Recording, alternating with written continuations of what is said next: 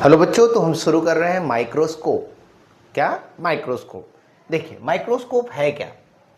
तो यहाँ पे हमने क्या है माइक्रोस्कोप के बारे में लिखा हुआ है। वो क्या है, कह रहे हैं कि instrument which use to see small objects and fine internal details.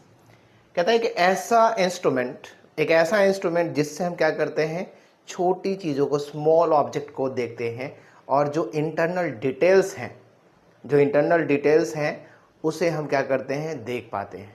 मतलब ऐसा भी है कि बहुत सारे ऐसे चीज़ें हैं, बहुत सारे ऐसे ऑर्गेनिज्म हैं, उसे हम अपनी इन नेकेड आई से नहीं देख पाते हैं। मतलब नॉर्मली हम नहीं देख पाते हैं।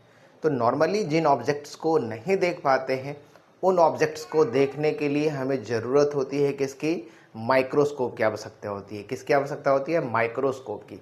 तो माइक्रोस्कोप जो है वो एक इंस्ट्रूमेंट है जिससे हम क्या करते हैं, स्मॉल थिंग्स को देखते हैं, छोटे से ऑब्जेक्ट को देखते हैं, माइक्रोस्कोपिक ऑब्जेक्ट्स को देखते हैं, है ना बच्चों। अब देखते हैं बच्चों क्या है मैग्निफिकेशन। क्या होता है कि अगर हम माइक्रोस्कोप का यूज़ कर रहे हैं बच्चों, माइक्रोस्कोप का अगर यूज़ कर रहे हैं तो माइक्रोस्कोप से क्या करते हैं, जो स्मॉल ऑब्जेक्ट्स है उसको मैग्नीफाइड करते हैं, उसके इमेज के साइज़ को बड़ा करके देख पाते हैं। तो कैसे बड़ा करते हैं, क्या है बड़ा करने का?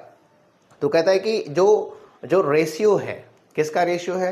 तो जो ऑब्जेक्ट हम देख रहे हैं, जो माइक्रोस्कोप के अंदर हम ऑब्जेक्ट देख रहे हैं, और जो हम एक्चुअल साइज में देखते हैं किसी इमेज को, है ना, कोई भी ऑब्जेक्ट जो एक्चुअल साइज है, जो हम नेकेड आई से देख पाते हैं, और जो ऑब्जेक्ट हम माइक्रोस्कोप के अंदर देख रहे हैं ये जो उसका जो साइज है, यानी रेशियो है किसका, यानी size of object under the microscope and the actual size, यानी एक्चुअल साइज और जो माइक्रोस्कोप के अंदर देख रहे हैं दोनों के जो रेशियो है, उस रेशियो को क्या बोलते हैं? तो वो रेशियो कहलाता क्या है? मैग्निफिकेशन कहलाता है। यानी मैग्निफिकेशन क्या है?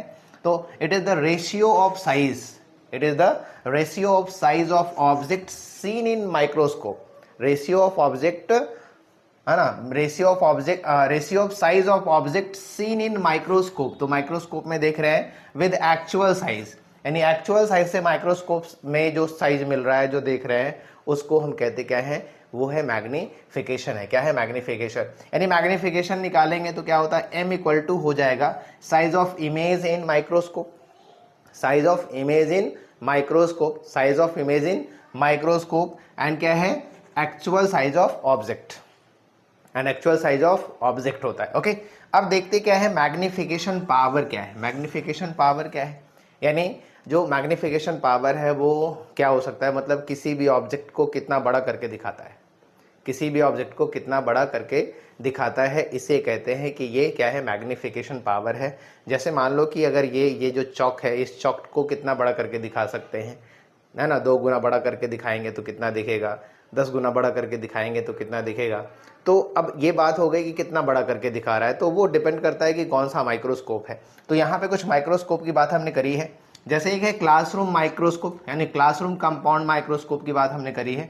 तो ये चीज़ों को कितना बड़ा कर सकता है, 100 से लेकर के 1500 टाइम्स तक। कितना? यानी 100 से लेकर 1500 गुना बड़ा करके दिखा सकता है क्लासरूम कंपाउंड माइक्रोस्कोप। और जो रिसर्च माइक्रोस्कोप है ना, रिसर्च जो माइक्रोस्कोप है वो अप टू 4000 गुना बड़ा करके दिखा सकता है। जो रिसर्च माइक्रोस्कोप है वो 4000 गुना बड़ा करके दिखा सकता है किसको? तो किसी भी ऑब्जेक्ट के साइज को बड़ा करके दिखा सकता है। इलेक्ट्रॉन माइक्रोस्कोप जो है वो किसी ऑब्जेक्ट को कितना बड़ा करके दिखा सकता है? तो इलेक्ट्रॉन माइक्रोस्कोप किसी भी ऑब्जेक्ट को बड़ा करके दिखा सकता है अप टू 3 लाख, यानी अप टू 3 लाख, यानी 3 लाख गुना बड़ा करके दिखा सकता है किसी भी ऑब्जेक्ट को। कौन? तो इलेक्ट्रॉन माइक्रोस्कोप।